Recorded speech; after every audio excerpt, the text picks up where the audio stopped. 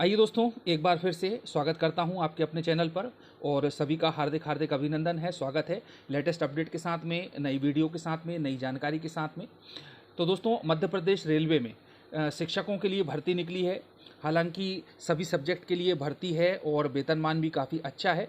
अंशकालिक नियुक्ति है। तो दोस्तों, अभी जिनको जॉब की ज़रूरत है तो वो यहाँ पर अप्लाई कर सकते हैं। तो खाली बैठने से कोई मतलब नहीं है। यदि आपको रिक्वायरमेंट है और जो एलिजिबल कैंडिडेट हैं तो वो यहाँ पर अप्लाई ज़रूर करें। इसके पहले भी मैंने आप लोगों को जो रीजनल इंस्टीट्यूट है भोपाल का, उसके बारे में भी जानकारी दी थी। यदि किसी ने वह वीडियो नहीं देखा है तो सर्च करके आप इसको देख सकते हैं चैनल पर, विजन IAS के नाम से।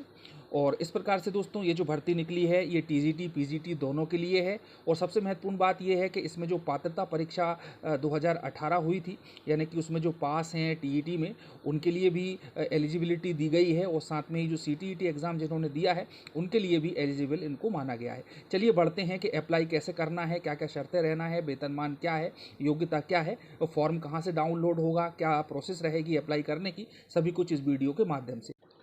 देखिए दोस्तों, TGT WCR यानी कि पश्चिम मध्य रेलवे मध्य प्रदेश में भर्ती निकली है। तो चलिए देखते हैं थोड़ा सा आगे कि पश्चिम मध्य railway senior secondary school new Katni junction में शैक्षणिक सत्र 2022-23 के लिए अंशकालिक आधार पर विभिन्न विषयों के लिए संविदा शिक्षकों के निम्न पदों हेतु आवेदन पत्र आमंत्रित किए जाते हैं।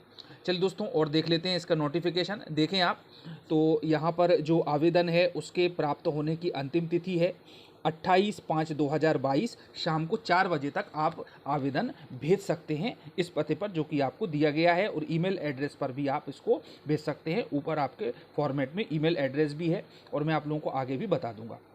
चलिए दोस्तों, अंतिम तिथि पता चल गई कि 8 मई है। और विषय क्या क्या रहने वाले हैं तो आप देखें कि PGT के लिए वाणिज्य है, अर्थशास्त्र है, इकोनॉमिक्स है, हिंदी है, फिजिक्स, केमिस्ट्री है, बायोलॉजी है, इंग्लिश है। और TGT के लिए सोशल साइंस, हिंदी, संस्कृत, गणित और अंग्रेजी है।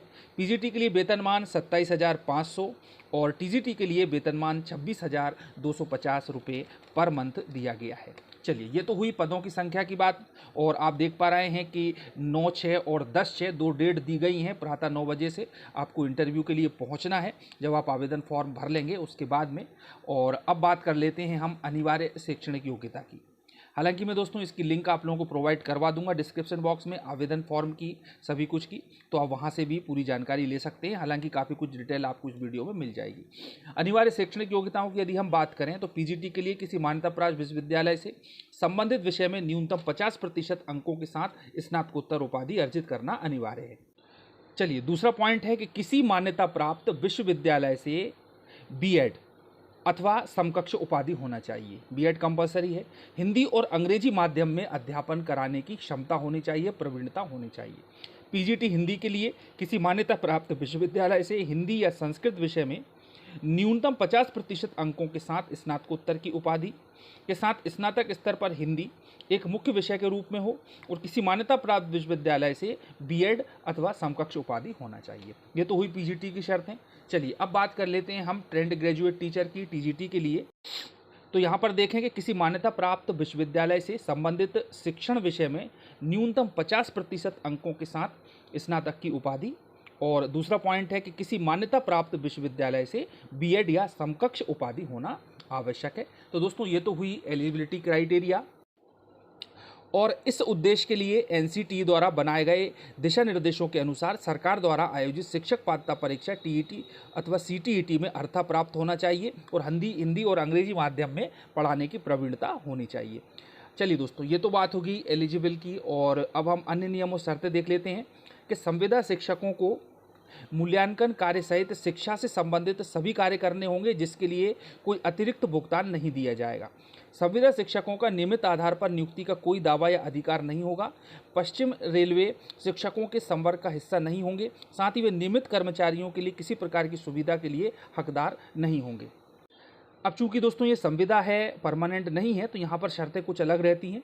अब चयनित उम्मीदवारों को उनकी मेडिकल फिटनेस के लिए अनुबंध में प्रवेश करने से पहले रेलवे चिकित्सा प्राधिकरण द्वारा एक मेडिकल फिटनेस परीक्षा से गुजरना पड़ता है। साथ ही उन्हें ड्यूटी ज्वाइन करने के समय एक राजपत्रित अधिकारी द्वारा जारी किया हुआ पुलिस सत्यापन प्रमाण पत्र और चरित्र प्रमाण पत्र भी प्रस्तुत करना होता है।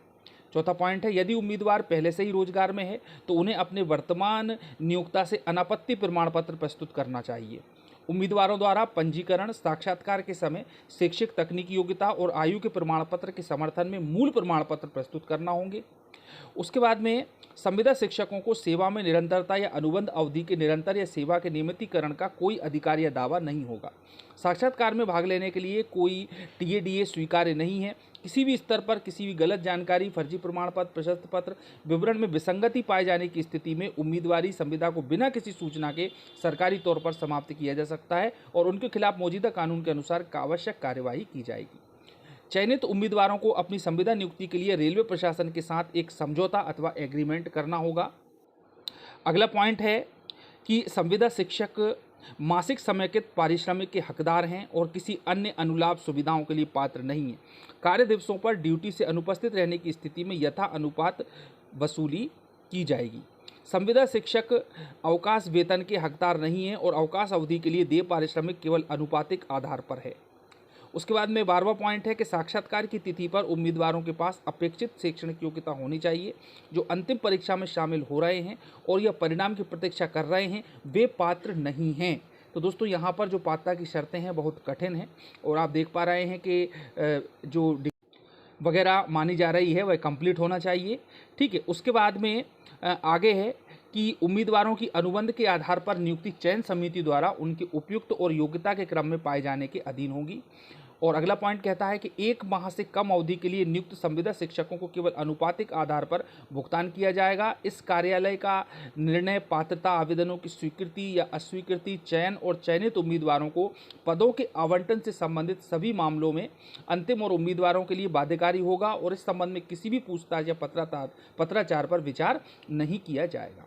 अगला पॉइंट कहता है कि 1 से अधिक पदों के लिए आवेदन करने पर प्रत्येक श्रेणी के लिए अलग अलग आवेदन प्रस्तुत किया जाना चाहिए और साक्षात्कार के लिए बुलाए गए उम्मीदवारों को साक्षात्कार के समय दस्तावेजों की 2 प्रतियों के साथ निम्नलिखित मूल दस्तावेज लाने होंगे। तो दोस्तों यहाँ पर ध्यान से देखें, जन्म प्रमाण पत्र, वर्तमान नियोक्ता से एनओसी यदि वह कार्यरत हैं, शिक्षण अनुभव का प्रमाण पत्र, किसी मान्यता प्राप्त संस्थान बोर्ड की शैक्षिक योग्यता की मार्कशीट, डिग्री अथवा सर्टिफिकेट, पासिंग सर्टिफिकेट, जो भी है आपका शैक्षणिक योग्यता से संबंधित वो लाना होगा।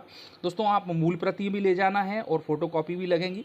आधार कार्ड और पैन कार्ड सभी की 100 प्रमाणित प्रतियों के साथ तो दोस्तों सेल्फ अटेस्टेड करना है। निर्धारित प्रारूप में विधिवत भरा हुआ आवेदन पत्र के साथ पासपोर्ट साइज फोटो के साथ लगा होना चाहिए ये प्रमाण पत्र। चलिए, ये प्रमाण पत्र लगने के बाद में जो फॉर्म है उसका फॉर्मेट दिया गया है, तो आप देख सकते हैं पूरी डिटेल भरना है, इसमें नाम भरना है।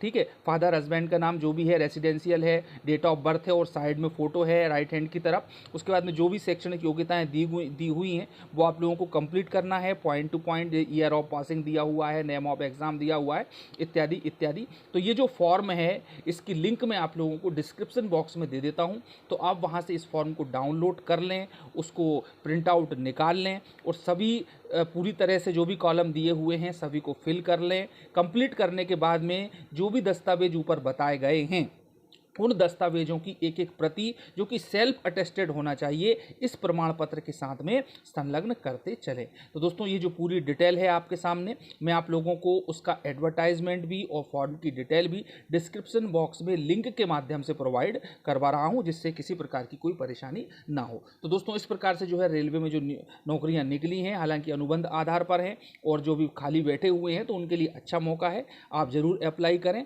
और निश्चित रूप से दोस्तों आगे जो भी होगा अच्छा ही होगा। और मिलते हैं फिर से अगले वीडियो में। इसी के साथ में चैनल को सब्सक्राइब जरूर करते चलें लेटेस्ट अपडेट के लिए। धन्यवाद। जय हिंद, जय भारत।